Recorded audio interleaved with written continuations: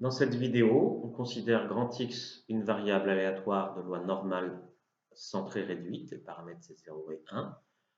On montre que X a une espérance et que cette espérance est nulle. On écrit la définition de l'espérance. L'espérance de X, c'est l'intégrale sur tout R de T fois la densité. La densité s'appelle petit phi, lettre réservée. Et maintenant, on regarde cette fonction qu'on intègre pour savoir là où elle est continue. Eh bien, elle est continue partout, cette fonction. Je vais lui donner un petit nom, petit g. Donc g, elle est continue partout. Et donc l'intégrale, c'est comme pour petit phi, l'intégrale est généralisée uniquement en moins l'infini et plus l'infini. Maintenant, je vais regarder la parité. Petit phi, elle est paire. G, donc, est impair. Fonction t, fonction identité, elle est impaire. Produit d'une fonction paire et d'une fonction impaire, c'est une fonction impaire. Ça, c'est extrêmement intéressant. Et donc, finalement, on a deux problèmes. L'intégrale de 0 à plus l'infini de g et l'intégrale de moins l'infini à 0 de g. Alors, je vais les calculer. Je pourrais ne pas les calculer, mais je vais les calculer. Je vais regarder la première, qui est généralisée uniquement en plus l'infini.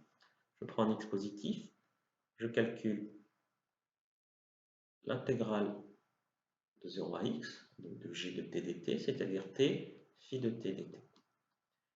Et autant je ne sais pas intégrer phi, autant je sais intégrer t phi. Je rappelle que phi, c'est 1 sur racine de 2pi, exponentielle de moins t carré sur 2. Et je peux la dériver, et quand je la dérive, eh bien, il y a un moins t qui sort. Moins t fois la même chose,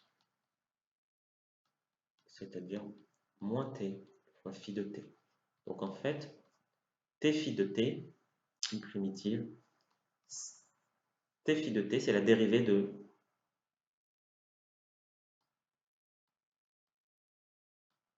moins phi. Donc une primitive, moins phi entre 0 et x, c'est-à-dire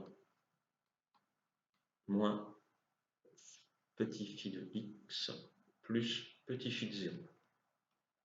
Et maintenant, petit phi étant une exponentielle avec moins t carré dedans, eh bien ceci tend vers, quand x tend vers plus l'infini, petit phi de x tend vers 0, ça tend vers petit phi de 0, ce qui assure que l'intégrale de 0 à plus l'infini de t phi de t dt, elle existe et elle vaut petit phi de 0.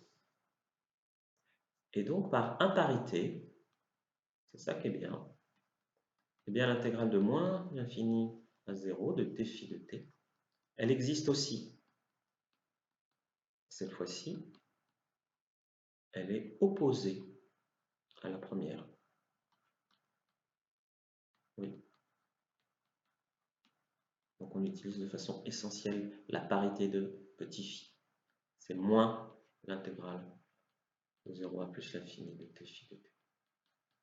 C'est-à-dire moins petit phi de 0.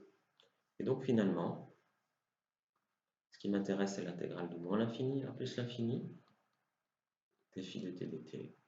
Elles convergent. Je dis deux choses. Elles convergent et elles vaut ceci. La somme des deux. Mais je dois dire en premier, elles convergent. Comme elles sont opposées, ça fait moins phi de 0 plus petit phi de 0. Ça fait 0. Et ça assure donc que l'espérance de x existe. Alors, vous me direz, je n'ai pas regardé la convergence absolue. Mais en fait, phi étant paire, l'intégrale de 0 à plus l'infini de t phi, c'est l'intégrale d'une fonction positive. Donc, convergence absolue ou convergence tout court, c'est pareil. Et sur R-, on a une fonction négative. Donc, convergence absolue n'a pas d'intérêt. Donc, l'espérance de x existe et cette espérance est nulle. 0, c'est le premier paramètre dans une loi normale, c'est l'espérance. Voilà, c'est tout.